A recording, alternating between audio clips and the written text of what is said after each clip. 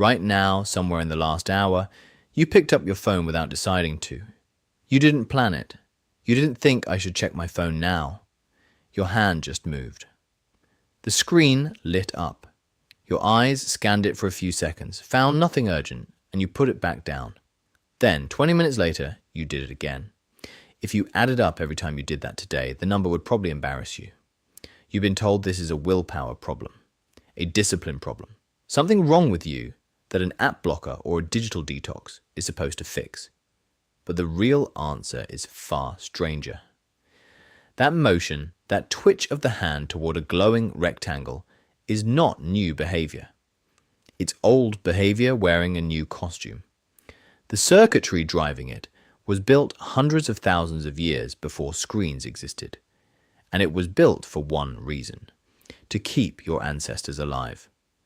To understand why, you have to go back to a world with no phones, no screens, no notifications of any kind. Just open land, tall grass, and a brain that never fully relaxed. Your ancestors lived as foragers for the overwhelming majority of human history. Not farmers, not city dwellers. Foragers moving across landscapes where danger could come from any direction at any time. A rustle in the grass might be the wind, or it might be a predator. A change in the sky might mean nothing, or it might mean a storm that could kill an entire group. There was no way to know in advance which one it was, so the brain developed a habit.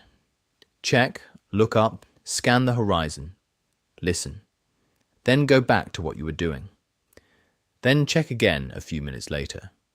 Not because something was always wrong, but because the cost of missing the one time something was wrong was enormous.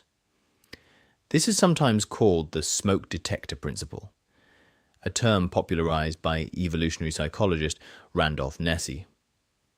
A smoke detector that goes off too often, even when there's no fire, is still better than one that fails to go off during a real fire. Evolution doesn't build brains that are accurate, it builds brains that are cautious. A brain that checks too much survives. A brain that checks too little doesn't get a second chance.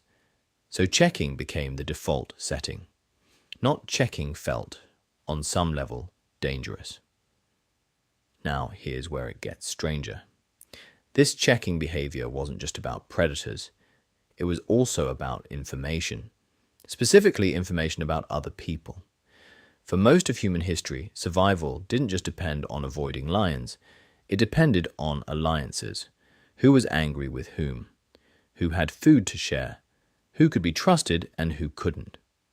Anthropologist Robin Dunbar has spent decades studying how human brains evolved around exactly this kind of social tracking. His research suggests that the human brain grew larger, in part to handle the staggering complexity of group living, keeping tabs on relationships, reputations, debts, and alliances across a social network of roughly 150 people. That's a lot to track, and the brain couldn't just track it once and move on. It had to keep updating, constantly. Who said what? Who's avoiding whom? What changed since yesterday? Sound familiar? Dunbar's research on what he calls social grooming found that humans spend an enormous amount of mental energy simply gathering and exchanging social information, the prehistoric equivalent of scrolling through everyone's status updates. Except there was no scroll. There was just watching, listening, checking in. So now you have two ancient drives layered on top of each other. Scan for danger. Scan for social information. Both are old. Both are powerful. And both are still fully wired into your brain, right now today as you read this. But there's a third piece, and this is the one that explains why checking your phone feels almost impossible to resist, even when you know there's nothing important waiting for you. It comes down to a chemical you've probably heard of, dopamine. For a long time, dopamine was described as the brain's pleasure chemical. That's not quite right. Neuroscientist Wolfram Schultz ran a series of experiments on dopamine neurons that changed how scientists understand this chemical entirely. He found that dopamine doesn't spike when you get a reward.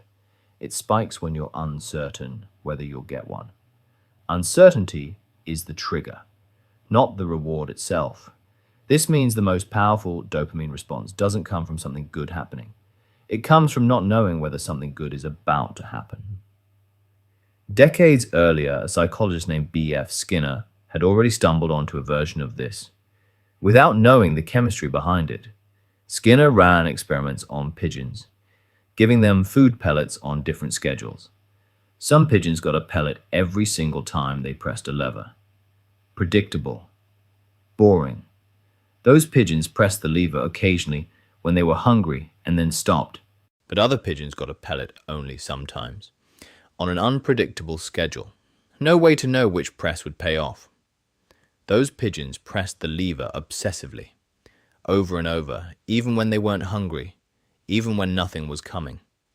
Skinner called this a variable ratio reinforcement schedule, and it produces by far the most persistent, hardest to stop behavior of any reward pattern ever tested. Now think about your phone. When you unlock it, you don't know what's waiting. Maybe a message, maybe nothing. Maybe a like, a notification, an email that matters. Maybe just an empty screen. You're not checking your phone for a guaranteed reward. You're checking it because you don't know. Your ancestors checked the horizon because they didn't know if danger was there. They checked in with the group because they didn't know what had changed socially. Both of those checks were unpredictable. Sometimes nothing. Sometimes everything. Your phone didn't invent this loop. It just gave it a perfect, frictionless home. Every notification mimics the rustle in the grass. Every red dot mimics a shift in the social network that might matter to your survival. Every unlock is a scan of the horizon, compressed into a 6-inch screen, available every second of every day, with zero physical effort required. The lion never has to actually be there. The brain treats the possibility of the lion the same way it treats the lion itself. This is why telling yourself, just don't check it, rarely works. You're not fighting a bad habit.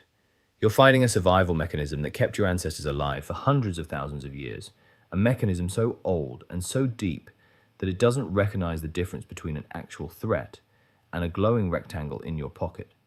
Your brain isn't broken. It's doing exactly what it was built to do. It's just doing it in an environment that never stops offering it new things to scan.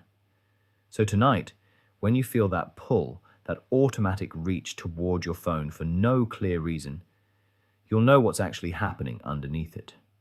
Somewhere in your mind, an old and patient system is scanning the horizon, looking for the rustle in the grass, checking on the group. It's not asking whether you're safe. It's asking whether you're still paying attention.